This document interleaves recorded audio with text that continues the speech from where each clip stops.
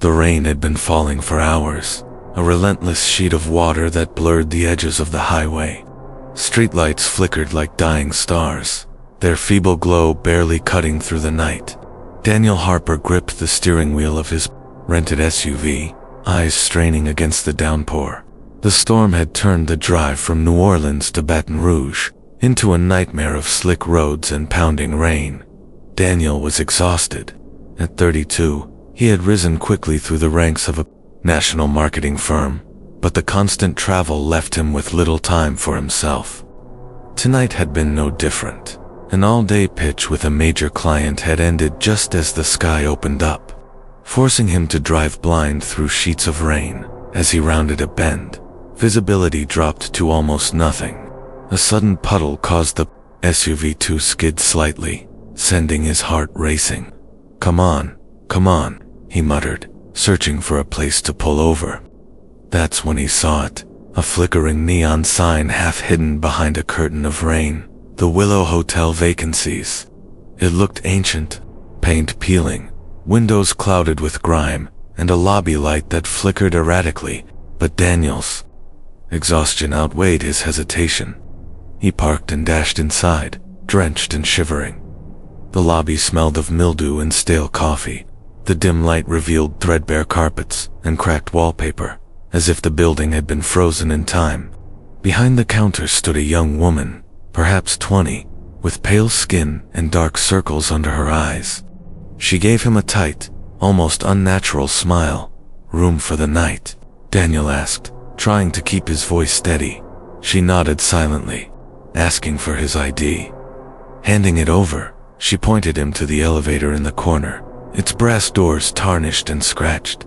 "Room 308, she said, her voice barely above a whisper. "Third floor." Daniel pressed the call button. The elevator arrived with a groan, the doors sliding open to reveal a cramped, dimly lit interior.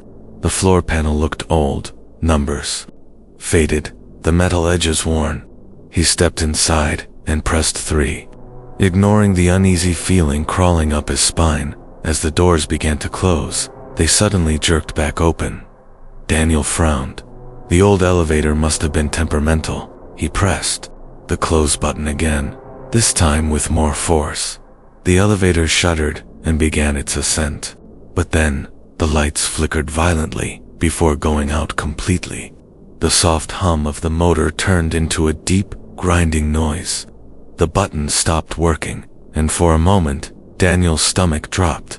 Then came the whisper. "Daniel." He froze. The voice was low, almost intimate, yet full of menace. He spun around. The elevator was empty. The temperature plummeted, his breath visible in the dark. Panic surged, and he slammed the button panel, trying every floor. But nothing responded. A shadow moved in the corner of his eye. Just a trick of the light, he told himself. Yet the shadow seemed to stretch, twisting unnaturally, filling the elevator with a presence that pressed against him, suffocating and oppressive. The elevator jerked violently, then dropped a few feet, before jolting upward again. Daniel gritted his teeth, heart pounding in his ears. His eyes strained in the darkness. Then he saw it, faint red eyes, floating in the corner, staring at him. Before he could scream, the lights flickered back on. Daniel was alone. The elevator doors opened onto the third floor, or what should have been the third floor. Instead, a long, narrow hallway stretched endlessly, dimly lit, with doors lining both sides. The air was thick, heavy, and smelled of rot. Daniel stepped out cautiously, hearing the faintest echo of laughter behind him. He turned. Nothing. Just a dark, endless hallway. Something was very wrong here, and that's when the whisper came again, right behind his ear. "Welcome, Daniel." Daniel's shoes echoed against the old wooden floor of the hotel hallway. Each step sounded impossibly loud in the oppressive silence, like the building itself was listening. The doors lining the corridor were dark, their paint cracked and peeling, each one slightly ajar, as though inviting him in or warning him not to enter. He tried to steady his breathing, telling himself it was just an old, poorly maintained hotel. There's nothing here. Just a hotel. Just a hallway. But then he heard it again. A faint scratching noise, like fingernails dragging across wood, coming from the end of the corridor. "Hello," Daniel called, his voice trembling. The sound stopped. A few seconds later, it started. Again, louder this time, echoing unnaturally. His phone vibrated in his pocket. The screen lit up, a text message. But it wasn't from anyone he knew. "Don't move." He froze, his blood turning cold. He checked the number. Unknown. No signal. No option to call. Just those 3 words glowing on the screen. Daniel took a deep breath and forced himself forward, stepping carefully over a loose floorboard that groaned under his weight. The scratching noise seemed to follow him, stopping whenever he stopped, starting again whenever he moved. Then he noticed the first anomaly. A door on his right, room 307, had its handle slowly turning, as if someone was trying to open it from the inside, but no one was there. Daniel swallowed hard. It's the storm. It's the wind. Nothing else. The door creaked open, just a few inches. From inside came a faint flickering light, like candlelight. He peered inside and saw nothing. Empty room, dusty furniture. Curtains swaying slightly despite the absence of a breeze. He turned to leave, but the door slammed shut behind him with a deafening bang. He stumbled backward, heart racing. The scratching sound was now all around him, echoing through the hallway, louder than ever. Then he heard footsteps, slow, deliberate, coming from the far end of the corridor. Not his own. Heavy, uneven, like someone wearing boots. Daniel backed up, pressing himself against the wall, desperate for the elevator, desperate to escape. But when he looked down the hall, the elevator doors were gone. Just more endless hallways stretching into darkness. "Who's there?" he shouted. No answer. Only the sound of breathing now. His own. No. Deeper, colder, right behind him. He spun around. Nothing. But the air was colder, icy, and he could see his breath forming in front of him. That's when he noticed it. A faint outline of a figure at the far end of the hallway. It was tall, impossibly thin, with glowing red eyes that seemed to pierce the darkness. Its head tilted unnaturally, almost like it was examining him. The scratching sound had stopped. Silence, except for the beating of his own heart. Then a voice, soft and chilling, whispered directly into his ear. "Welcome to your new home, Daniel." The figure moved closer, but the hallway stretched endlessly. No matter how fast Daniel ran, it never got nearer. The figure's eyes never left him. Desperate, Daniel tried door after door, hoping to find a room, a closet, anything. But each door either led to another hallway, exactly like the one he had just left, or opened onto a room frozen in decay, filled with shadows that seemed to move on their own. He came to a stop in front of a single door, unlike the others. It was black, smooth, with no handle, just a keyhole, and above it, written in smeared, almost bleeding letters, "Do not enter." Daniel's instincts screamed at him to run, but something, curiosity, fear, or maybe some cruel force, made him reach for the keyhole. The air grew colder, and he felt fingers brush against his shoulder, icy, impossibly thin, sending a jolt of terror straight into his chest. He spun around. The hallway was empty, but the whisper came again, right behind him. "Enter, if you dare."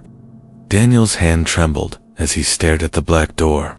The letters above it, "Do not enter," seemed to pulse in the dim light, as though warning him, not just with words, but with a sinister presence behind them. He wanted to run, to turn back. But the hallway behind him seemed to stretch endlessly, swallowing the elevator and every exit. Fear clawed at his chest. But another force, a compulsion he could not explain, urged him forward. The icy fingers brushed his shoulder again. He jumped, spinning around, but the hallway remained empty. The whisper echoed, faint but unmistakable. "Enter, Now, Daniel swallowed hard. Against every instinct screaming in his mind, he pressed his eye to the keyhole. Darkness stared back at him, deep and endless, like the door led to a void. He felt a sudden pull in his chest, as if some invisible force was dragging him forward. The sound came first, a low, guttural humming, vibrating through the floor. Then came scratching, not from wood, but from metal, from deep within the walls. The sound wrapped around him, tight as chains. As the black door slowly creaked open, seemingly by itself, Daniel stepped through. The room on the other side was nothing like he expected. It was vast, impossibly vast, yet shrouded in shadows that moved independently of the light. A single flickering lamp hung from the ceiling, casting long, distorted shapes on the walls. The air smelled of decay and smoke, thick enough to choke him. In the center of the room, he saw them, figures, dozens of them, human in shape, but impossibly thin, their faces pale and contorted into silent screams. Their eyes were hollow black, pits mouths open as if they were trying to speak, but no sound would come. They turned slowly toward him, moving as one, a silent wave of despair. Daniel's heart raced. He tried to step back, but the floor shifted beneath him. No, not shifted. It seemed alive. The walls pulsed, breathing, shrinking the room with every second. The temperature dropped further. Frost formed on the figure's skin as they moved closer. Then he heard it, a whisper louder than any other, coming from the largest figure at the center. "You belong here." Now, Daniel tried to scream, but his voice was gone, stolen by the oppressive air. He backed into the corner, his hands pressed against the cold wall, eyes darting desperately for a way out. That's when he noticed it, an elevator, impossibly small and old, standing alone at the far end of the room. Its doors were open, beckoning. A faint light glowed inside. A single button labeled G pulsed like a heartbeat. He ran. The figures reached for him, their hands stretching impossibly long, scraping the floor as they moved. Their whispers filled his mind now, overlapping, deafening. "Stay. Join us. Forever." Daniel slammed into the elevator just as one of the figures brushed his shoulder. The door shut with a metal screech. He pressed the G button, and the elevator shuddered violently, moving downward faster than any elevator should. The lights flickered. For a split second, he thought he saw the faces of the figures pressed against the elevator walls, their hollow eyes staring at him, mouths frozen in eternal scream. Then darkness swallowed everything. The elevator stopped. The doors opened. Daniel stepped out. He was back in the hallway, or was he? The walls were cleaner here, the lighting softer, almost normal. A faint scent of coffee and wood polish filled the air. Relief flooded him, until he realized he had no memory of where the elevator had taken him, or how he had returned. Then he saw it, the receptionist, the same pale young woman, but her eyes glowed red. "Welcome back, Daniel," she whispered, her smile wider, more unnatural. The hallway stretched endlessly again. The elevator doors behind him were gone. He had nowhere to go, and from the shadows, the faintest sound of laughter began again, soft at first, then growing louder, echoing from every corner, every floor, every wall. Daniel understood one thing, clearly. He wasn't going to leave the Willow Hotel. Not tonight. Not ever. Daniel's heart hammered in his chest as he stepped into the seemingly normal hallway. The familiar scent of coffee and polish did nothing to calm him. He knew, instinctively, that nothing here was safe. Every step he took echoed too loudly, like the building itself was aware of his presence. The receptionist stood a few feet away, her unnatural smile fixed on her face. Her eyes, glowing faint red, followed his every movement. "Where am I?" Daniel whispered. His voice finally returned, but it sounded small, swallowed by the hallway. "You've crossed the threshold," she said softly. "There's no turning back." The words sent a chill down his spine. Daniel felt the floor beneath him vibrate. He looked down, The tiles were no longer consistent. Some were warped, others cracked, and in the spaces between, he could see darkness stretching infinitely below, like a bottomless pit. "Threshold," he asked. What is this place?" The receptionist didn't answer. Instead, she turned and began walking down the hall, her steps silent, unnaturally light. Daniel felt compelled to follow. He did, even as every fiber of his being screamed at him to run. The hallway twisted.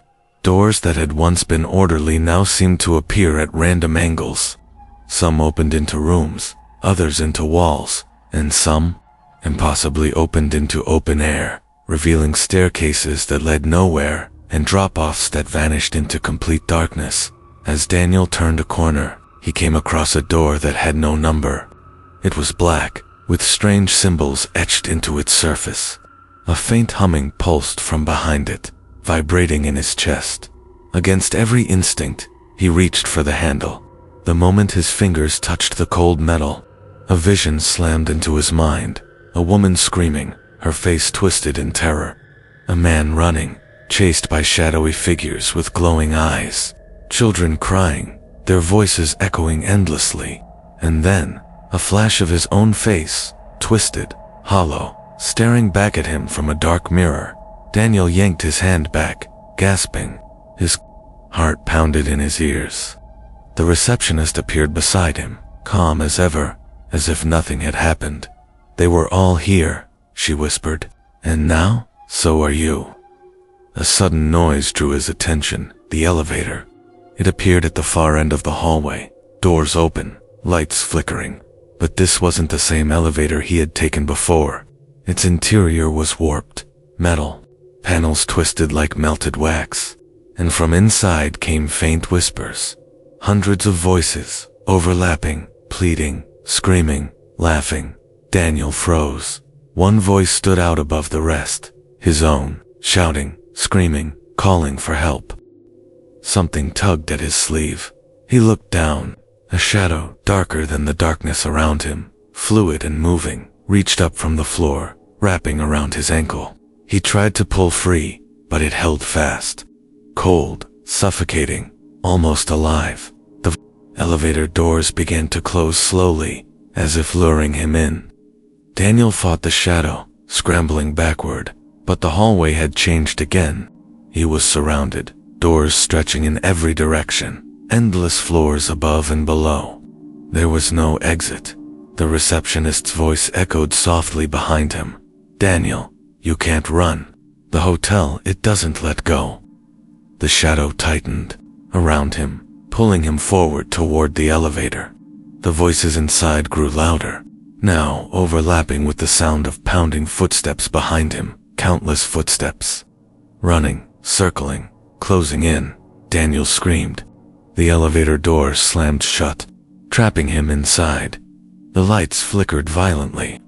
The metal walls seemed to stretch and twist. The whispers became deafening. And as the elevator began to move, Daniel realized he didn't know where it was going, or if he would ever get back. The elevator shuddered to a halt. The doors creaked open. He stepped out, and found himself on another floor, completely unfamiliar, yet eerily similar. A long corridor stretched ahead, lined with doors that weren't there before, and in the shadows, he saw them again, the figures, thin, hollow, waiting. Their red eyes glowed as they began to move toward him, slowly, deliberately. Daniel ran, but the laughter followed him. Daniel's lungs burned as he ran down the endless corridor. Every door he passed seemed to whisper his name. Daniel, Daniel, Daniel. The repetition echoed in his mind, like the hotel itself was alive, calling to him. The figures were slower this time, but relentless. They didn't stumble, they didn't tire. They simply moved forward, silent, but terrifyingly certain in their pursuit. Daniel turned a corner and almost collided with a door marked Archives. Something inside him compelled him to open it. The door creaked as he pushed it ajar, revealing a room lined with dusty shelves. Old newspapers, photographs, and ledgers filled every space. In the dim light, Daniel saw a stack of documents stamped with the Willow Hotel incidents and deaths. He grabbed the nearest folder and opened it. Names. Hundreds of names. Dates ranging back decades. Every single one ended in tragedy. Disappearances. Unexplained deaths. Suicides. There were photographs too. Guests frozen in terror. Shadows. Creeping across their faces. Eyes wide. Mouths open in silent screams. Then Daniel noticed the handwriting at the bottom of one ledger page. The elevator takes those who wander too far. They belong to us now. A chill ran down his spine. He realized the truth. The hotel wasn't haunted randomly. It collected people, feeding on fear and despair, and the black door, the elevator. They were part of its trap. A sudden noise made him jump. Footsteps. Deliberate. Slow. Coming closer. He turned, and the receptionist was there, her red eyes glowing brighter than ever. "You've seen too much," she said softly, almost pityingly. "Now you understand." Daniel shook his head. "I need to leave. I need to get out." Her smile widened, unnaturally wide. "There is no leaving. The hotel doesn't let go, not willingly." The shadows behind her began to move, gathering strength. The figures from before emerged from the corners, their hollow eyes locked on him. The whispers returned, louder now, more insistent. "Join us. Stay forever." Daniel's mind raced. He had to think. He had to find a way out before they surrounded him completely. He noticed a staircase at the far end of the archive room, partially hidden behind a stack of boxes. It was old, wooden, and narrow, but it looked like it led somewhere, anywhere, but here. Without thinking, he sprinted toward it. The shadows closed behind. The stairs creaked under his weight, each step threatening to collapse.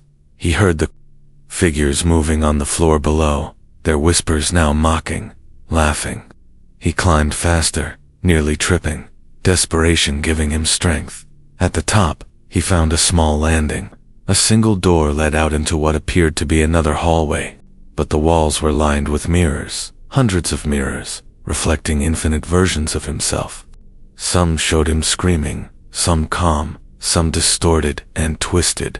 He realized with horror, the hotel didn't just trap bodies. It trapped souls, memories, every fear, every moment of despair. Every reflection in the mirrors was someone or something trapped forever. As he stepped forward, one of the mirrors rippled like water disturbed, and from it, a hand reached out, pale, thin, impossibly long. It grabbed his wrist. Daniel screamed, yanking his arm free. The receptionist's voice echoed behind him. "You can try to run, Daniel, but all paths lead here. All paths lead to us." Daniel bolted down the hallway, mirrors stretching endlessly on either side, the shadows chasing relentlessly. Then he saw it, the elevator, small and battered, its G button pulsing faintly in the distance. He didn't hesitate.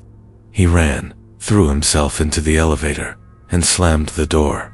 The G button glowed. He pressed it. The elevator shuddered violently, faster this time. But as it moved, Daniel noticed something that made his blood run cold. The walls inside the elevator were no longer metal. They were mirrors. And in every reflection, he saw himself, but not just him. Other faces, screaming silently, eyes wide with terror. Some reaching for him as if begging for release. The elevator began to rise, or fall. Daniel didn't know which. Outside, he could hear whispers, the sound of footsteps, the laughter of those trapped within the mirrors. He understood now. The Willow Hotel didn't just collect people. It consumed them, storing their fear, their despair, their very essence, and feeding on it. And he was next. The elevator shuddered violently, carrying Daniel somewhere, or everywhere. He couldn't tell if he was moving up or down. The mirrors that lined the walls reflected not only him, but dozens of distorted faces screaming silently, eyes hollow, mouths frozen in terror. Then, the elevator stopped. The doors opened with a metallic screech. Daniel stepped out, and the smell hit him first, a mix of smoke, rot, and something sweetly decayed, like spoiled fruit left in the sun. The floor was not a floor at all. It was a cavernous expanse, lit by dim, flickering lights that hung impossibly high. Shadows danced across walls that seemed to shift subtly when he wasn't looking directly at them. The air was heavy, pressing down on him like a physical weight. A sound echoed through the darkness, soft, deliberate footsteps, his own, and then footsteps that were not his, echoing behind him, moving faster than humanly possible. He spun around, nothing. Yet the whispers started again. "We see you. We know you. Stay forever." Panic surged through him. Daniel ran, the cavernous hallway stretching endlessly ahead. He saw doors along the walls, some open, some closed. Some led to rooms filled with fleeting, horrifying images. A man hanging, swaying slowly in a shadowed room. Children with hollow eyes, their mouths moving silently as though reciting incantations. A woman screaming into an empty mirror, her reflection reaching out to drag her inside. Each door he passed seemed to pulse with energy, beckoning him, warning him, promising terror. Daniel realized the horrifying truth. The hotel was alive. Every door, every mirror, every shadow, it all fed on fear, and it wanted him. Then, in the distance, he saw it, the black door, the same as before, with the words "Do not enter" smeared across it. But this time, it radiated something. He could feel a magnetic pull, drawing him forward despite the terror clawing at his chest. He approached cautiously. The whispers grew louder, overlapping, forming words he could almost understand. Your fear, your soul, ours. Summoning all his courage, he touched the door. The instant his hand made contact, the floor beneath him shivered violently. Shadows shot out from the walls, writhing like living smoke, clawing at him, trying to pull him back. Daniel screamed and slammed the door open. Inside was a room filled with mirrors, hundreds of them, stretching impossibly to the ceiling.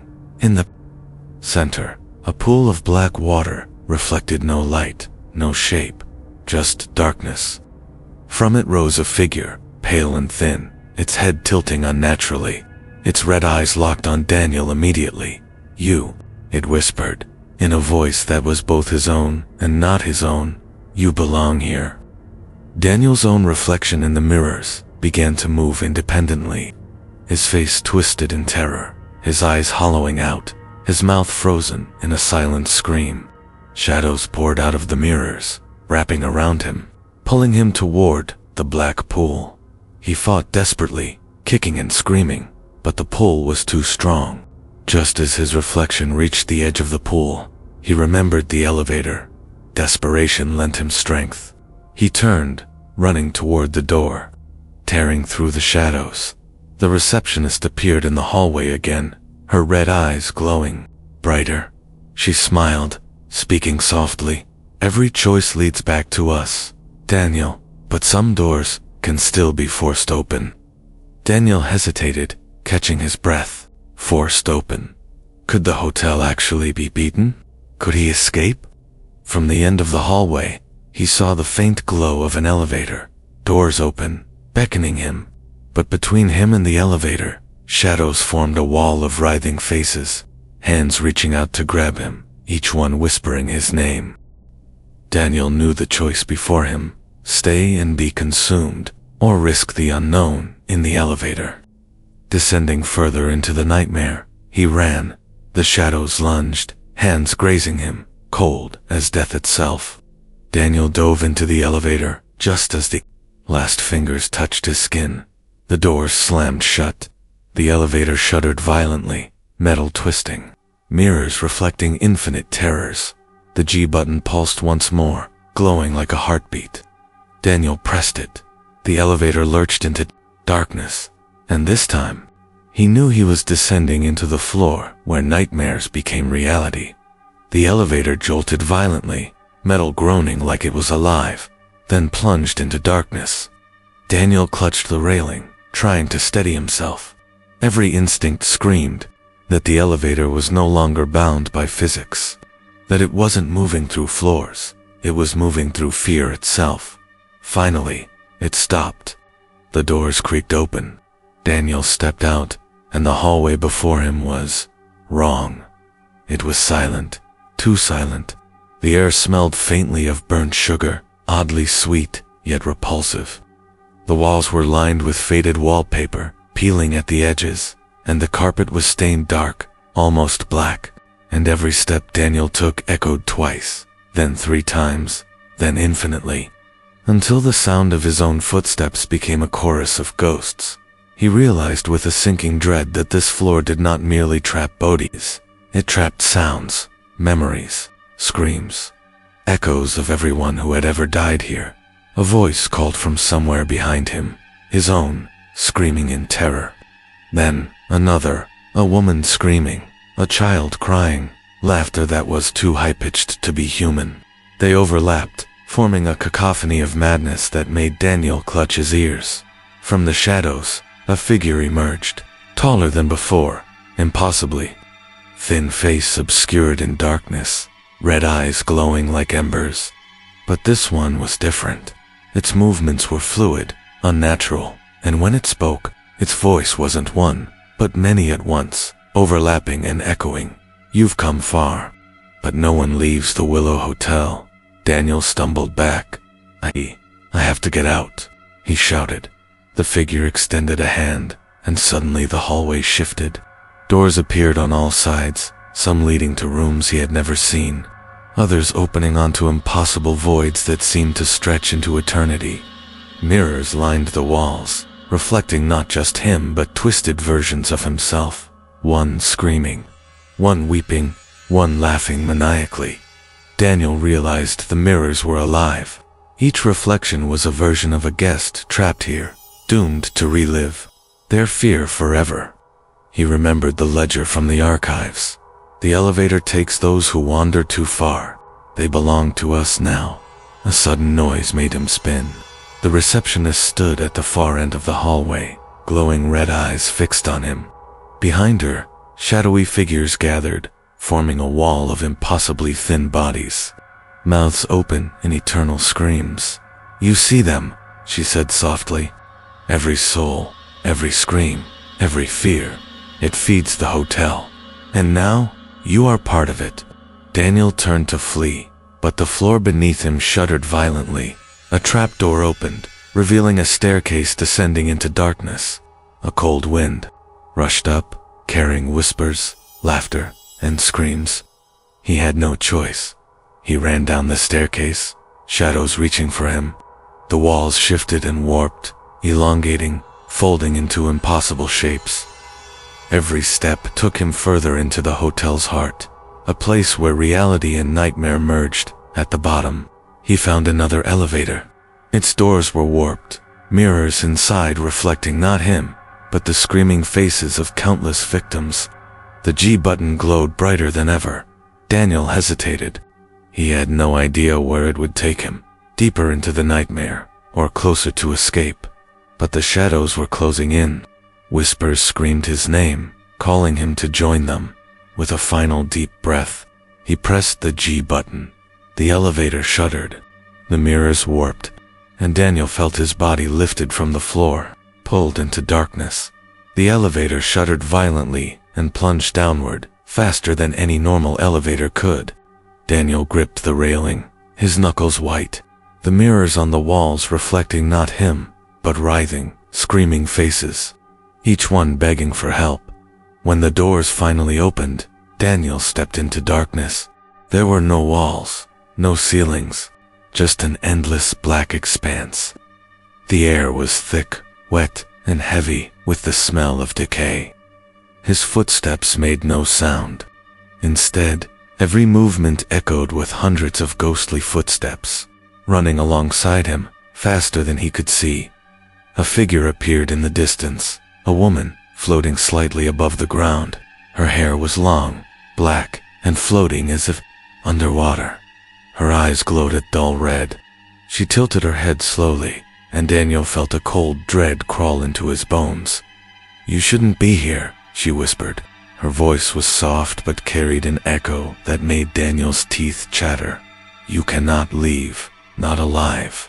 From the darkness, shadows surged like waves, coalescing into humanoid forms. Unlike the figures before, these were taller, faster, and moved with purpose.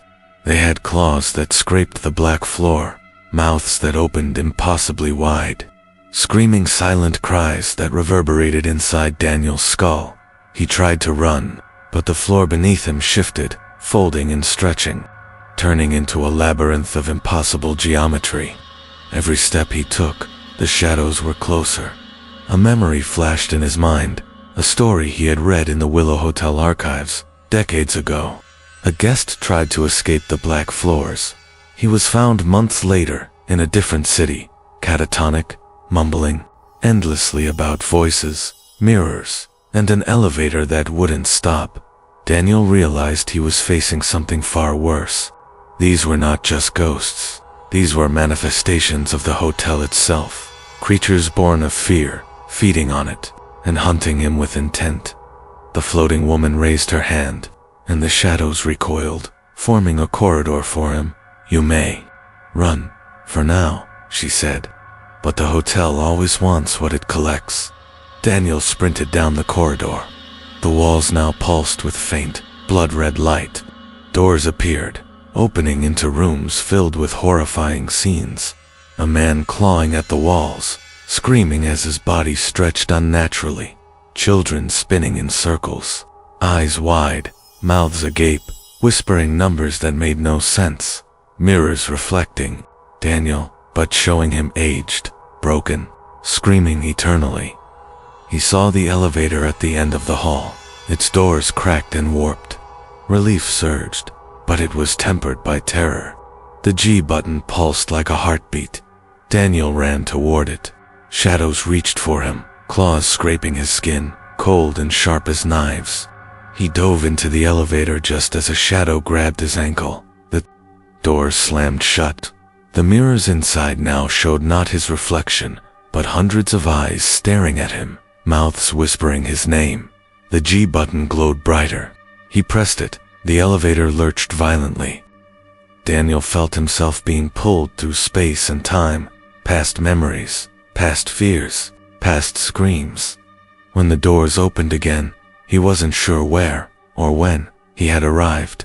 The black floor, the shadows, the endless horror.